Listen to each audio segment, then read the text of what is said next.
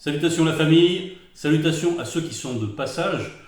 Il nous est donné aujourd'hui encore une fois d'aller par la manifestation de la grâce du Verbe de Lopa, l'unique créateur, d'aller toujours dans Kalatambale nous ressourcer, recueillir des paroles de sagesse, de justice. Et aujourd'hui c'est donc dans Méné que nous allons aller, Méné qui va correspondre à Michée dans les Bibles falsifiées.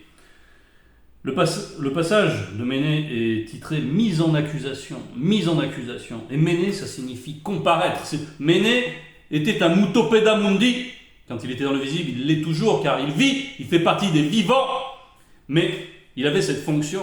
Et il était donc là pour parler au nom du Verbe de Lopa, pour avertir le peuple. Et Méné, ça veut dire donc comparaître. Et c'est une mise en accusation. C'est donc ici un jugement qui est prononcé, mais d'abord, pour comparaître, on fait des constats, on pointe des faits, on pointe des choses très précises. Et ensuite, ce sont ces faits qui sont mis en accusation. Bien, et c'est exactement ce que fait Méné ici, et nous allons prendre, à partir donc du chapitre 3, je dis, écoutez, notables, deux points, donc c'est Méné qui parle. Écoutez, notables non initiés de la tribu de Tindi, de Jacob dans les Bibles falsifiées, et princes non initiés de la maison de Tombouanébila. Tombouanébila, donc Tombouanébila, c'est remporter la victoire.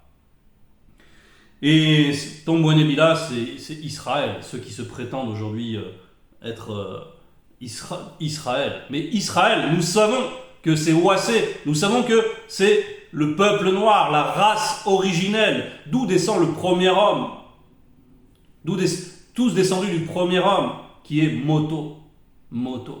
Et oui, il y a eu un premier homme, et la race de cet homme a une importance primordiale, que ceux qui ont un problème avec ça, eh bien ils n'ont pas un problème avec une couleur, ils ont un problème avec la vérité. Et donc ils sont hors champ, ils sont déjà déconnectés, puisqu'ils ne veulent pas prendre en considération un fait établi qui a été voulu ainsi et qui correspond à l'image première, au modèle qui est le spirituel. Donc, Moto, c'est un noir. Ici, c'est donc, Méné, il s'adresse ici donc à ceux qui dirigent, aux princes et également aux notables. Donc les princes, ça va représenter la tête. Les notables, ça va représenter d'autres parties supérieures du corps, comme les bras, qui peuvent saisir, qui peuvent exercer une pression par la loi et par l'exécution de la loi. Donc on parle ici des sociétés. Mais ce qu'on va dire là aussi pour Ouassé, ça résonne bien sûr à l'extérieur. C'est valable, c'est un fonctionnement qu'on peut retrouver chez les blancs, chez les sans-mêlés. Bref, donc, il y a plusieurs manières de recevoir ce qui va être dit. Et donc, il les prend à partie, il les fait comparaître, il les appelle pour les faire comparaître. Méné appelle les princes, appelle les notables et leur dit ceci.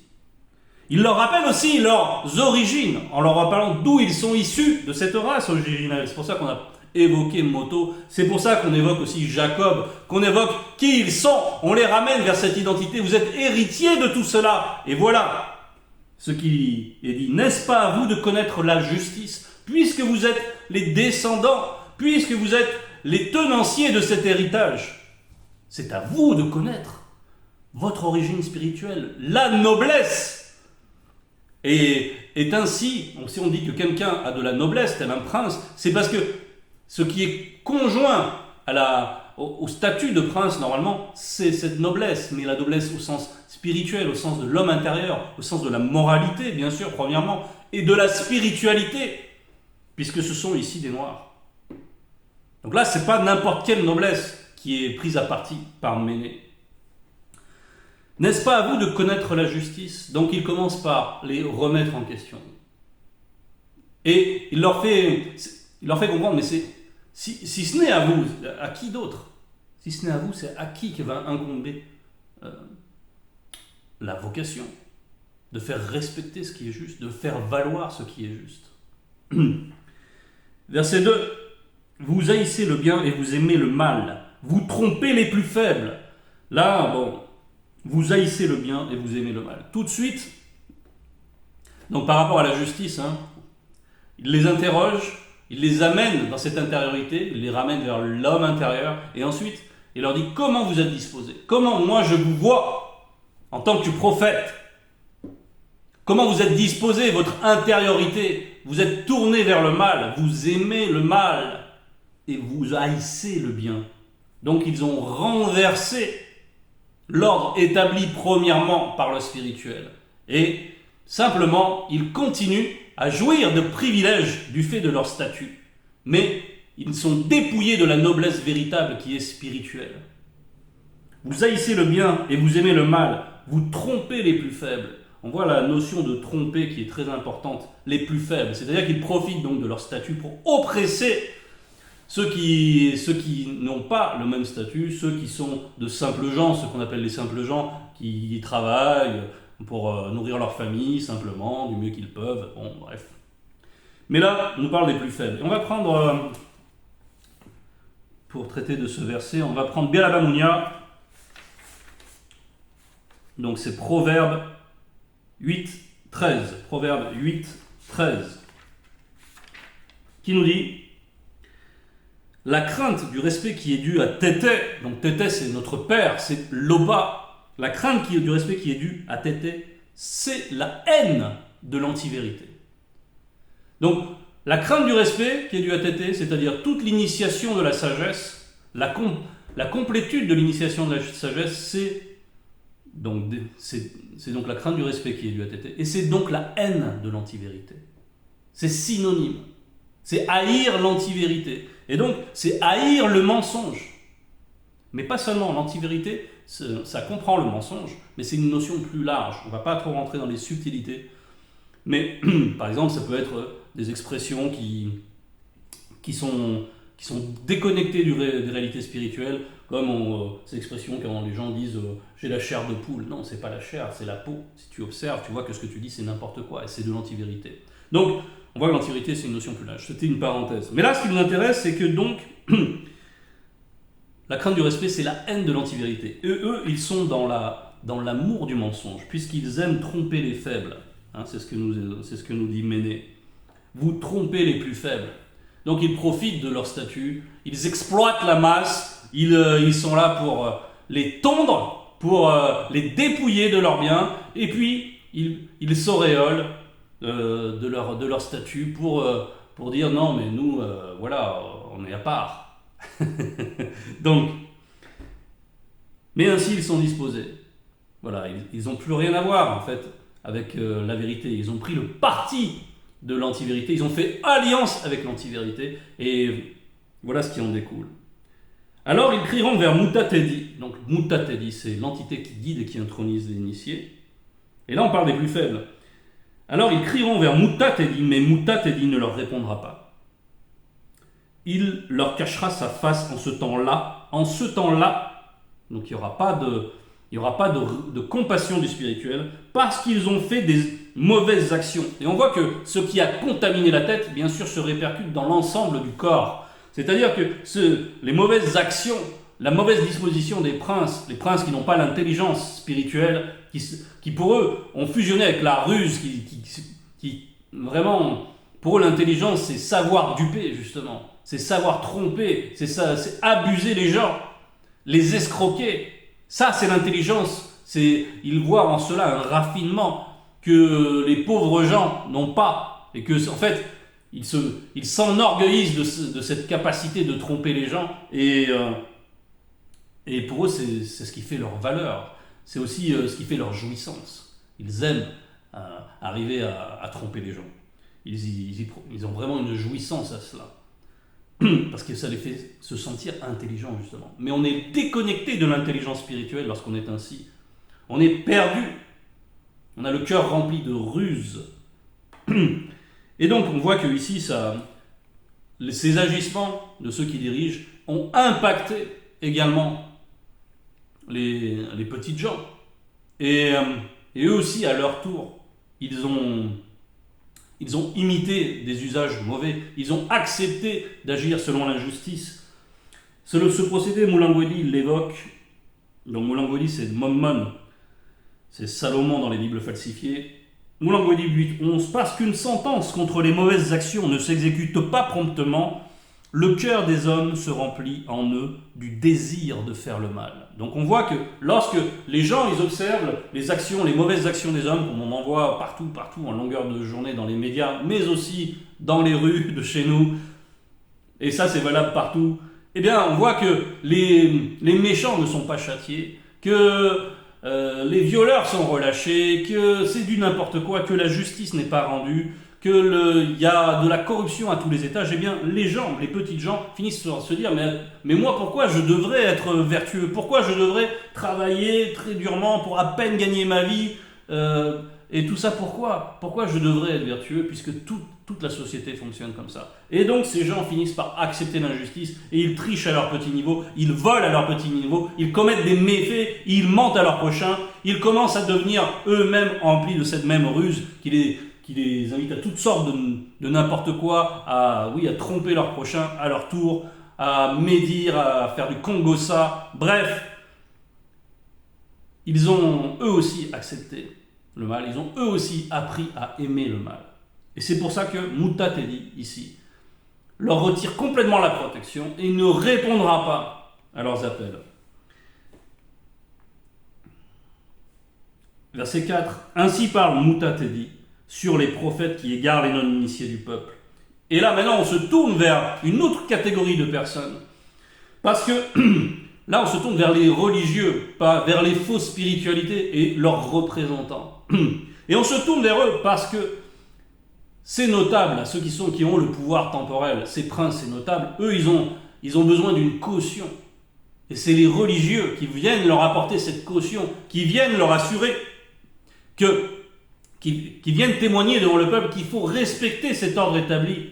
C'est comme dans ces Bibles falsifiées, donc ce qui n'est pas Bible, parce que Bible c'est l'ouvrage originel, n'est-ce pas? Toutes ces Bibles contemporaines ce sont que des pis-aller de Bible, et qui ont été falsifiées à bien des égards. Mais dans ces Bibles falsifiées, ils ont bien pris soin de pérenniser l'injustice, justement.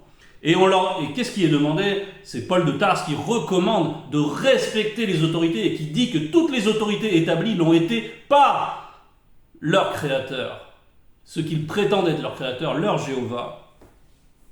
Et que donc il faut respecter les autorités établies. Eh bien c'est pour ça qu'ici Mutateli pointe cette fonction religieuse, parce que ces religieux, eux, disent qu'il faut respecter toutes ces personnes qui sont mal intentionnées, qui ne font qu'exploiter les gens, qui enseignent du n'importe quoi, qui promeuvent des lois de n'importe quoi, et on voit que ça gagne même encore au AC, le mariage homme avec homme, femme avec femme, enfin le n'importe quoi. On voit même que chez les blancs, dans certains pays, il y a même la zoophilie qui est tolérée, qui est acceptée comme légale, donc vraiment de l'abomination. Ils agissent comme leurs aïeux, qui sont les anges déchus. Et ils essaient maintenant d'amener tout cela dans Wassé.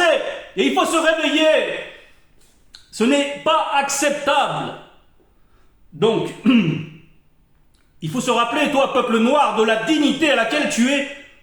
Mais tu es trompé par ces religieux-là, qui viennent te dire qu'il faut respecter toutes ces mauvaises lois, etc. Alors bien sûr, il y a un sursaut, parce qu'il y a quand même la loi naturelle qui est inscrite, il y a la loi morale, et même la loi spirituelle dans l'homme noir, donc il y a un sursaut, il y a des débordements, des endroits où on ne veut absolument pas entendre parler de ces lois immorales. Mais, voilà, il faut comprendre donc que ce rôle-là, donc c'est doctrinal, on l'a vu, dans les Bibles, c'est doctrinal, parce que ces Bibles ont été mises en œuvre par des gens de mauvaise intention, qui étaient sous la coupe déjà d'un empereur, qui a décidé qu'il allait avoir un culte catholique, et la catholicité est née au concile de Nicée, avec cette Bible qui a été ensuite reprise par tous ceux qui se disent chrétiens. Et dedans, on y trouve quoi? L'injustice à tous les niveaux. Et un faux Christ, en guise de Jokisabe, qui est noir, qui est venu en son temps dans Wassé. Et aujourd'hui, nous sommes avec le deuxième né de toute la création, qui lui aussi est venu tel Jokisabe en son temps, et qui est venu nous réveiller, et qui est venu nous donner les armes qu'il faut pour changer ce mauvais ordre établi par les gens mauvais, Bien, Mouledi nous donne de renverser tout cela en professant la vérité. En allant d'abord contre ces religieux, parce que c'est ces religieux donc qui leur apportent cette respectabilité. Parce qu'à force de faire du n'importe quoi, ça finit par se voir. Même s'ils trompent leur monde, même s'ils ont le pouvoir, à force, les actes qu'on a sous les yeux, les faits qu'on a sous les yeux, les œuvres de ces gens qui dominent, dans le visible de la chute, on voit qu'ils font des choses mauvaises, on voit que, et c'est à cause de la souffrance, etc. Donc au bout d'un moment, les gens veulent se rebeller contre ça. Mais les religieux, avec leur emprise, derrière lesquels il y a le monde occulte, bien sûr, hein, ils viennent dire non, il faut respecter, il faut prier pour ton dirigeant. C'est du n'importe quoi. Regardez. Alors les Allemands, selon cette doctrine, les Allemands, durant 39-45, ils auraient dû donc prier pour Hitler. Et oui, il fallait soutenir leurs dirigeants. C'est leur Bible qui leur dit. Il faut prier pour Hitler. Allez les chrétiens, on va prier pour Hitler. Hein? C'est la Bible. C'est votre folie. Vous êtes plongé dans la confusion à cause de cela. Vous n'avez plus aucune idée de ce qui est juste. Vous êtes dans cet état, premièrement à cause de ces doctrines. Sinon vous ne le tolériez pas à ce point. On a vu donc qu'ils sont déjà plongés dans les ténèbres, ces religieux. Verset 5. À cause de cela, vous aurez la nuit et plus de vision. Vous aurez les ténèbres et plus d'oracles. Le jour s'obscurcira sur eux. Donc déjà, ils sont dans le n'importe quoi, mais là, on les coupe de toute possibilité de s'en extraire par une véritable vision. Toutes les visions des pseudo-chrétiens dont ils se gargarisent, ils aiment raconter leurs songes, etc. Tout ça, c'est inspiré par les démons religieux qui les fait errer encore plus dans leur délire, qui leur font parler des langues de démons. Ils sont là, ils pensent qu'ils parlent comme des anges. Mais vous êtes complètement égarés. Mais complètement. Et vous continuez parce que ça vous donne un semblant d'espoir. Mais ça va s'arrêter tout ça. Ça va s'arrêter. Les voyants seront confus, les devins auront honte. Tous se couvriront la barbe car Moutatedi ne répondra pas. Donc on voit qu'ici, tous ceux qui occupent ces fonctions d'évêques, peu importe les titres qu'ils se donnent, de prophètes, etc., qui viennent prophétiser auprès des dirigeants, des princes, des rois, de ceux qui sont établis, et qui les mettent, et qui les auréolent par là même, et qui viennent leur dire, voilà, il faut aller faire la guerre ici, il faudra aller faire ça, ton projet il est approuvé. En fait, ils sont dans la honte parce que tout ce qu'ils vont prophétiser, ça ne s'accomplira pas. Ça ne s'accomplira pas. Parce que c'est du mensonge. Ils sont livrés à l'anti-vérité. Ils sont livrés à leurs propres œuvres. La protection leur est retirée. Ils sont complètement livrés au monde occulte, qui joue avec eux, les démons et les anges déchus, qui jouent avec eux. Voilà, c'est l'état des choses. Il n'y a plus de protection, c'est assez terrible à vivre. Mais ceci, on l'a dit, c'est pour un temps, parce que là, c'est le peuple noir. Mais moi, je suis rempli de force, de Moudi Moussangui, Saint-Esprit de l'Oba. Je suis rempli de justice et de vigueur pour faire connaître aux non-initiés issus de la tribu de Tindi le crime et leurs œuvres, et à ceux de Tombouenébila leurs péchés. Donc qu'est-ce qu'il dit ici, Méné? Il dit, je suis rempli de puissance spirituelle du Moudi Moussangui, et j'ai une mission. Je ne suis pas semblable à tout cela, à toute cette obscurité. Non, moi j'ai fusionné avec le Verbe, et je suis une lumière parmi vous. Et cette lumière vient pointer votre intériorité, premièrement, et toute la pourriture qu'on peut y trouver, tout le péché purulent qui vous condamne. Je le pointe là. C'était sa fonction. Et on voit aujourd'hui comment dans Ouassé, la corruption, avec les religieux qui continuent à enseigner du n'importe quoi, à égarer les masses. La corruption est généralisée. Tout le monde, ça déteint sur tous les mœurs. Tout le monde est porté vers l'avidité. On voit en son prochain juste une manière d'extorquer quelque chose.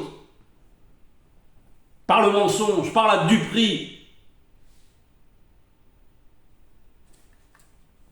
Verset 8. Écoutez donc ceci, notables non initiés de la maison de Tindi et princes non initiés de la maison de Tombouenébila. Là encore, il leur rappelle de qui ils viennent et donc de qui ils devraient être. Vous qui avez en horreur la justice et qui pervertissez tout ce qui est droit. Voilà quel est leur règne. C'est le règne de la perversion. Et ceci trouve, quand la perversion atteint un certain seuil, il y a un seuil, tout est compté, tout est pesé dans la balance spirituelle. Quand ce seuil est atteint, arrive le jugement. Et donc, vous qui avez en horreur la justice, c'est à ce point, hein. C'est-à-dire qu'ils vont s'entourer que des gens qui mentent. Quand tous les conseillers sont des menteurs, c'est que le prince l'est aussi. Donc, ils vont s'entourer que de gens disposés comme eux, et pour continuer leur mauvaise œuvre, et à se gargariser, et à jouir des choses matérielles. Vous qui avez en horreur la justice et qui perversitez tout ce qui est droit. Il faut se rappeler tout ça, c'est toute cette hypocrisie ambiante. On nous fait ces gens-là se posent en pontife, ils nous font la morale toute la journée, via les médias, etc. Tout le temps, ils essayent de nous culpabiliser sur l'écologie, et voilà, il faut faire très attention. Et puis, parallèlement, ils prennent des lois avec des industriels, ils font des lois pour contaminer la nourriture, contaminer les médicaments, pour nous rendre malades avec tout ce qu'ils produisent. Et ils pervertissent, ils prennent du gaz de schiste, et puis ils nous font de la morale sur, attention, l'empreinte carbone, ils achètent du gaz de schiste n'importe où. Ils font exactement le contraire de ce qu'ils préconisent tout le temps. Et pour ça, ils s'auréolent toujours déjà de beaux habits, voilà, d'une présentation, on va dire des dehors prestigieux du pouvoir, mais tout ce qu'ils font, c'est trahir les intérêts de leur nation, trahir les intérêts du peuple, et voilà, et tout ce qui les intéresse, c'est de s'arranger entre eux. Ils se mettent tous d'accord pour dépouiller les plus faibles, pour les rendre malades.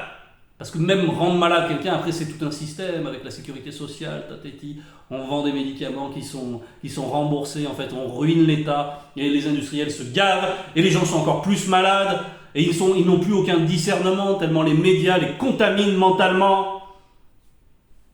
C'est le système.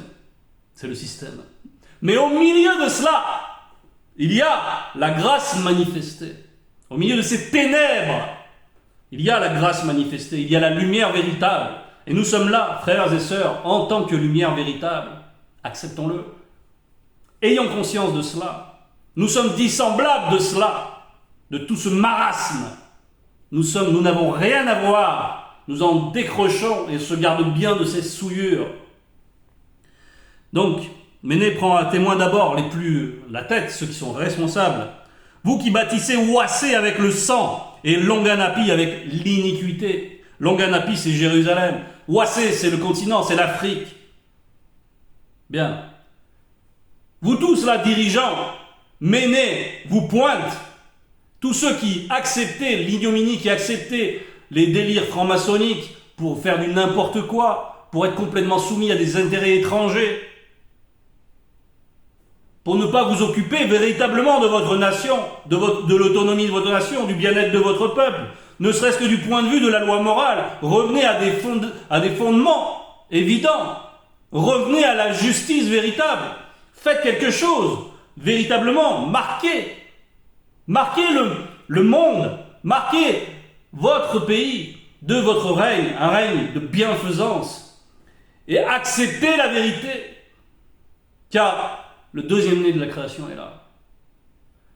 Faites un avec lui. Vous avez le pouvoir temporel, mais il peut vous être retiré à n'importe quel moment.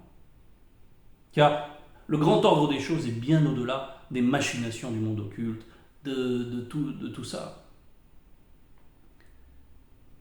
Et il faut apprendre à craindre plutôt cela. C'est hiérarchiquement plus valable. Bref. Ces notables non initiés jugent pour des présents. Donc on voit qu'ici il y a la corruption. Les notables, c'est les juges, tous ceux qui... Ça peut être des officiers, dans la gendarmerie, etc. Tout le monde est corruptible, un petit présent, et hop, je fais quelque chose d'abominable. Je vais condamner le juste. Je vais blanchir, comme on dit. On va blanchir la personne, ses actes. C'est-à-dire qu'on va la rendre innocente par un jugement inique. Mais parce que ça arrange, il a rendu service à un tel, alors moi je lui rends un service dans ce faux jugement, et par là même j'aurai une promotion, j'irai à la cour d'appel, et tout le monde fonctionne comme ça. Ces faux prêtres enseignent pour un salaire qui est prévu aux vrais prêtres. Tous ces faux religieux là qui collectent la dîme, ils sont là, ils menacent, attention, vous leur donnez pas la dîme, ouah, la malédiction, ils veulent vous condamner, ils vous promettent les pires souffrances dans un enfer qui n'existe même pas. Mais parce qu'ils n'ont pas conscience. Cet enfer-là, ça n'existe pas. Bref, Zulula nous a enseigné en ce qui concerne le lac de feu, etc. Avec précision. Ils n'ont pas la notion, ils confondent le séjour des morts, ils confondent l'enfer, le shéol. C'est la confusion totale. Mais en tout cas, ils sont là, ils menacent leurs ouailles à chaque fois qu'ils ne viennent pas donner la contribution. Alors que cette contribution devrait aller à ceux qui professent la vérité, évidemment, pour qu'ils puissent vivre de cette profession, sans se soucier du matériel. C'est le but. Mais eux, ils sont juste là pour tondre tout le monde, ils ont pour Dieu leur ventre, c'est tout ce qui les intéresse. Et ces faux prophètes prédisent pour de l'argent de sang. Les faux. Bon, là, on continue. Voilà, ils sont prêts à toutes les bassesses pour s'enrichir. C'est l'avidité. Ils osent s'appuyer sur le verbe de Loba. Ils disent, le verbe de Loba n'est-il pas au milieu de nous?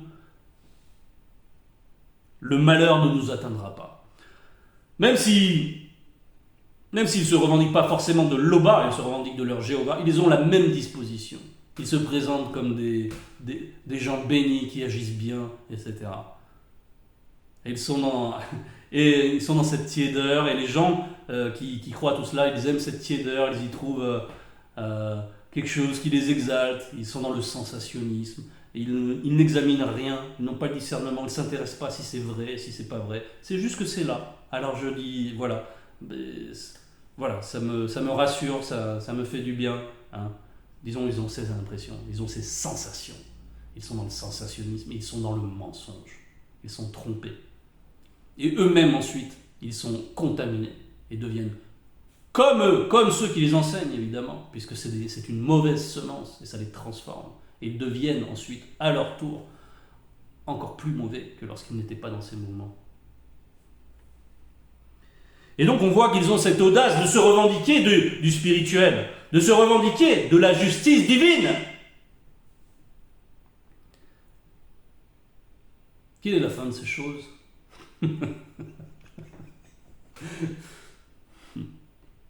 C'est ce que j'attends longuement, ça me réjouit intérieurement. Je sais que tout arrive au jugement. Par la manifestation de la grâce de l'Oba, j'en ai l'assurance absolue. C'est pourquoi, à cause de vous, Ouassé sera spirituellement labouré comme un champ. Longanapi deviendra spirituellement un monceau de pierres pour un temps connu. Et la montagne du temple, une sommité couverte de bois. Et c'est très intéressant de plein de points de vue différents. Là, on nous parle de la gloire du temple. On nous parle d'une gloire qui est mise en oubli. On nous parle d'une gloire qui disparaît pour un temps connu. C'est-à-dire que souvent, ceux qui veulent être des détracteurs, ceux qui se croient être des détracteurs, viennent avec des arguments. Mais où sont les vestiges des civilisations? Donc, si tu dis que les royaumes de Ouassé, il y avait une gloire ancestrale, une haute technologie, là, on vous le dit. Oui, tout ça a été a été recouvert. Et on nous parle ici d'une image, donc d'une montagne, une sommité couverte de bois. Là encore, récemment, il s'aperçoit, oh tiens, cette montagne, en fait, c'est une pyramide en Chine. Informez-vous là-dessus. Et on s'aperçoit, bah oui, derrière, en fait, c'est un vestige d'une pyramide. Ils font, mais qu'est-ce qu'elle fait là, cette pyramide? Et puis là, bon, les archéologues, ils sont dans la confusion, eux aussi. Parce que par rapport à l'histoire établie, c'est-à-dire enseignée par ces pouvoirs publics, C'est l'histoire, tu dois la manger, tu dois la prendre, tu dois l'accepter, c'est comme ça. Si tu ne l'acceptes pas, alors bon, tu es un conspirationniste. C'est toujours un peu ce chantage, hein, ce chantage intellectuel constamment. Et si tu es conspirationniste, tu vas être marginalisé. Et si tu es marginalisé, tu ne pourras pas faire carrière dans ton domaine, et tatati, et tatata.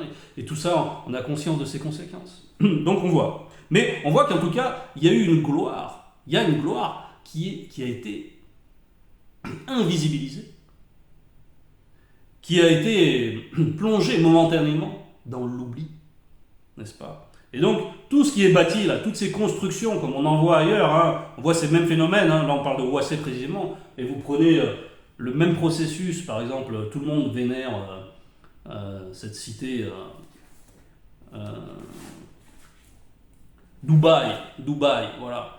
Tout le monde vénère ça. On sait que là-bas, quand on vient, quand on est étranger, qu'on arrive à Dubaï pour travailler, dans l'espoir de s'enrichir, la première chose qu'ils vous font, ils vous enlèvent vos papiers, ils vous traitent comme des esclaves, et ils bâtissent avec le sang.